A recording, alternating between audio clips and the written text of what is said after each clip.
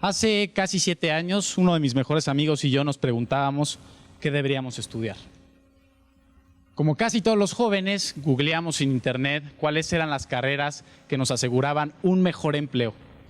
Pero para nuestra sorpresa, lo que encontramos fue todo lo contrario.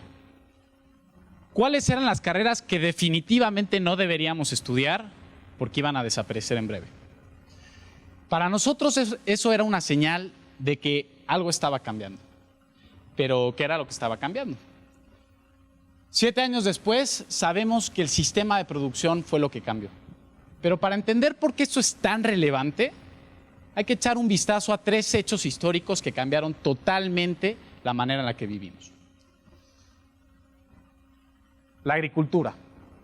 Antes de la agricultura, las sociedades naturalmente nómadas se movían de un lugar a otro en búsqueda de comida, pero a partir del Neolítico y la aparición de la agricultura, las sociedades logramos asentarnos en lugares determinados y el tiempo que ocupábamos para cazar lo empezamos a ocupar, por ejemplo, para crear arte, para generar conocimiento y sistematizarlo.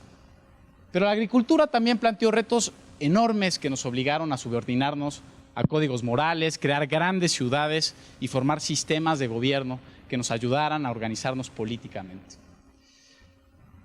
El segundo hito histórico importante es la primera revolución industrial. Con la aparición de la máquina de vapor y el inicio de la primera revolución industrial en 1780, el sistema de producción volvió a cambiar radicalmente. Las tareas que tardaban semanas enteras en realizarse ya se lograban en apenas unas horas gracias a la división del trabajo en una línea de producción. Las empresas ya no necesitaban contratar gente súper especializada porque la tecnología facilitaba las actividades que se realizaban dentro de una fábrica. Esto hizo que muchísimas personas salieran en grandes diásporas de las zonas rurales para insertarse en las grandes urbes industriales. Si bien la primera revolución industrial generó muchísima riqueza, bajó los índices de pobreza como nunca antes, duplicó nuestra esperanza de vida y erradicó enfermedades mortales, al mismo tiempo elevó drásticamente las desigualdades y consolidó 2 clases sociales. Por un lado, la burguesía, la gran ganadora de la revolución industrial, la que se quedó con la riqueza y la plusvalía del trabajo, y por otro lado, el proletariado, condenado a largas jornadas laborales a cambio de remuneraciones mínimas. Esto, entre muchas otras cosas, activó la lucha de clases de la que más adelante Marx hablaría en El Capital, y que para que tengan una idea, nada más nos dejó como consecuencia 2 guerras mundiales y una guerra fría. El tercer momento importante, y que algunos de ustedes habrán vivido, fue la caída del muro de Berlín. Durante más de 50 años, el mundo era bipolar. Estaba el bloque de los países comunistas, por un lado, y el bloque de los países capitalistas. Pero con la caída del muro de Berlín, el sistema capitalista quedó como el reinante, se liberalizaron las economías y el mundo se globalizó. Esto aceleró drásticamente el desarrollo tecnológico y ahí es donde encontramos la segunda señal de que algo está cambiando. ¿Por qué Trump? ¿Y por qué ahora? Trump se dirigía a 3 sectores poblacionales en específico. Sí, a los blancos racistas que vivían en zonas rurales y que quedaron marginados del sueño americano, pero no eran suficientes para ganar una elección de este calibre. 2, los ciudadanos cosmopolitas que se sienten en realidad cómodos interactuando con distintas culturas, pero que cada vez tenían una presión fiscal más grande. Y el tercer grupo, el más importante, el de los trabajadores industriales que perdieron su empleo con la caída del muro de Berlín. Como ya dijimos, desde entonces se liberalizaron las economías. Y empresas que dependían de mano de obra barata, como las textileras o las automotrices, por ejemplo Ford, prefirieron poner sus bases armadoras en países como China o Pakistán, donde podían pagar $1 la jornada a un trabajador, en lugar de dejarlas en Estados Unidos, donde tendrían que pagar $7.50 la hora. Por supuesto que se perdieron un montón de empleos ahí. Vemos entonces que las 3 principales propuestas de Donald Trump son hacer un muro con México y sacar a los musulmanes de su país, bajar los impuestos y regresar las industrias manufactureras a Estados Unidos. Lo que Donald Trump no cuenta es que todos los empleos que se perdieron tras la caída del muro de Berlín y la liberalización de las economías difícilmente serán recuperados. Básicamente porque hoy se está transformando nuevamente el sistema de producción a través de la cuarta revolución industrial. La cuarta revolución industrial consiste en el desarrollo acelerado de la robótica, la biología, las tecnologías de información y comunicación. Y algunos de ustedes me podrán decir, pues a mí que me interesan los robots o por qué debería estar interesado en el desarrollo de la biología. Pues resulta que el desarrollo de la robótica, de la biología, de las tecnologías de información y comunicación y de la computación están transformando la manera en la que nos relacionamos entre nosotros mismos, con las sociedades, con la tecnología y con el mundo. Tanto así que hoy hay planteamientos y cuestionamientos morales nuevos e incluso la mano de obra barata humana está siendo reemplazada por robots. Veamos el caso de Santander. En 2016 el Banco Español decidió sacar al 60% de sus trabajadores en sucursales. Sencillamente porque ustedes y yo, en lugar de gastar 1 o 2 horas en una sucursal de banco para realizar una tarea sumamente sencilla, hacemos esa misma tarea a través de una aplicación móvil en 1 o 2 minutos sin salir de nuestra casa o de nuestro trabajo. Pero ¿qué va a pasar con el 60% de trabajadores bancarios que dedicaron una vida para desempeñarse correctamente en esa labor y que hoy simplemente son prescindibles? El Foro Económico Mundial dice que en 3 años perderemos 7 millones de empleos y solamente recuperaremos 2. Es decir, que vamos a tener un déficit de 5 millones de empleos. Y la cosa no queda ahí. Si las personas no tienen empleo, naturalmente dejarán de pagar un montón de impuestos. Y los países reciben la mayor cantidad de sus ingresos a través de la recaudación fiscal. Lo que estamos planteando es que el estado fiscal en sí mismo puede colapsar. Algunas economías, como la China, ya coquetean seriamente con gravar un impuesto a las empresas que sustituyan la mano de obra humana por robots.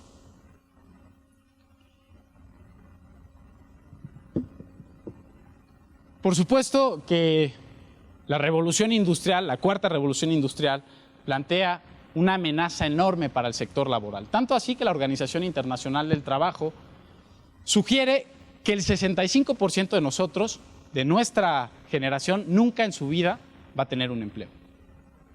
Pero también son esos avances tecnológicos los que nos hacen soñar que quizá el mundo y las sociedades no deberían estar basadas fundamentalmente en el trabajo, sino en el bienestar de las personas, en las cosas que realmente importan. Mark Pollock, el chico que está ahí, es el primer hombre discapacitado en poder mover de forma voluntaria las piernas al conectarse a un robot que estimula directamente su sistema nervioso. Hace más o menos 2 años en Nueva York conocí por primera vez la empresa EpiBone, que se dedica, creada por Nina Tardon, y que se dedica a clonar huesos a partir de células madre de los propios pacientes. Es decir, que si un día te falta una oreja, no es un hueso, pero es un órgano, te la pueden hacer a la medida, o un hueso o cualquier parte del cuerpo. Lo que hace esto es preguntarnos, ¿realmente debemos estar preocupados por ver cómo vamos a recuperar 7 millones de empleos o en cómo hacer que todos estos avances y las oportunidades que significan las podamos disfrutar cada uno de nosotros? Algunos de ustedes nos dirán, es muy difícil, es complicadísimo, falta voluntad política, la concentración de la riqueza en pocas manos que impide el crecimiento sostenido, equilibrado e igualitario, etcétera, etcétera. Pero yo quiero hablar de una cosa en particular, la educación. Si el mundo está cambiando, ¿por qué algunos se rehúsan a cambiar? El sistema educativo de hoy, que surgió en la primera revolución industrial hace más de 200 años, ha cambiado muy poco. Y la verdad es que el mundo en el que vivimos es muy distinto al que nos muestran en la escuela. En 2014 conocí en el Banco Interamericano de Desarrollo a Jin, un chico que a los 14 años logró duplicar la producción de frijol y arroz en Haití, perforando las semillas del frijol y del arroz. También conocí a Victoria en el MIT, una chica extraordinaria, uruguaya, que desarrolló una aplicación móvil que a través de un chip colocado en el organismo de las vacas, algunos sabrán que en Uruguay hay más vacas que personas, 14 millones de vacas, 3 millones de personas, podían saber casi con exactitud el estado de salud de la vaca y sus niveles de producción de leche en ciertos ciclos temporales. Jin jamás fue a la escuela y Victoria apenas empezaba una carrera profesional. Lo que quiero decir con esto es que la escuela dejó de ser la gran proveedora de conocimientos. Las instituciones educativas entonces se ven obligadas urgentemente a dejar de ver la educación como un negocio y atreverse a plantear un sistema educativo para el siglo XXI que, entre otras cosas, desarrolle por lo menos 4 habilidades en todos los estudiantes. La habilidad de comunicarnos. El poder del lenguaje está subestimado, pero la capacidad para relacionarnos con las personas y conectar con ellas suele ser la base de los grandes éxitos. 2. Estamos obligados a ocupar perfectamente la web 2.0, a relacionarnos con y a través de las redes sociales, aprender a programar y a relacionarnos con distintas plataformas de comunicación y de computación. De hecho, esto es lo que le permitió a Victoria y a Jin, a muy corta edad, convertirse en desarrolladores tecnológicos que hoy están cambiando la vida de millones de personas. Cualquiera de nosotros hoy tiene mucha más información que la que tuvo cualquier presidente de cualquier país del mundo hace 100 años. Pero para poder accesar a esa información, debemos relacionarnos con las redes. 3. Solucionar problemas. Las empresas, los gobiernos y las organizaciones en general están cada vez menos interesadas en qué estudiaste, en qué carrera conseguiste y mucho más en las capacidades que tienes para resolver problemas de forma creativa en contextos extraordinariamente variables. Y por último, 4, hablar muchos idiomas. Vivimos en un mundo globalizado que nos exige trabajar en equipo con personas de distintas partes del mundo, con distintos códigos culturales y referencias morales que han tenido historias de vida variadísimas. El 30% de la información que existe, menos del 30%, está en español. Es decir, que al no hablar otros idiomas, estamos dejando de conocer el 70% de la información que nos puede convertir, de hecho, en el siguiente Jin o en la siguiente Victoria que esté transformando su comunidad. La educación debe dirigirnos hacia un sistema que logre cubrir con todas las necesidades fundamentales de todas las personas del mundo, que respete los recursos naturales de la tierra, que sea mucho más equitativa, que no busque la riqueza solo porque sí, sino optimizar el bienestar de las personas al máximo. La cuarta revolución industrial nos permite plantearnos cómo queremos vivir. Imaginen una sociedad donde podamos producir a nivel local gracias a la impresión 3D, donde vivamos 2 o 3 veces más gracias a la clonación y a los extraordinarios avances en el estudio del genoma, donde el plástico no exista y los materiales que ocupemos sean a base de organismos naturales, donde los fósiles sean cosas del pasado y hoy la energía se base en tecnologías eólicas, solares, en biomasa. Imaginen ciudades eficientes, porque la producción no necesitará de grandes cadenas de suministro. Una sociedad donde haya una renta básica universal que erradique de base la pobreza. Por loco que esto parezca, es perfectamente posible y hacerlo solamente está en nuestras manos. Estamos viviendo una época fascinante que nos plantea retos enormes y negarse a ver los grandes cambios del mundo es la única estrategia que nos garantiza el fracaso. Gracias.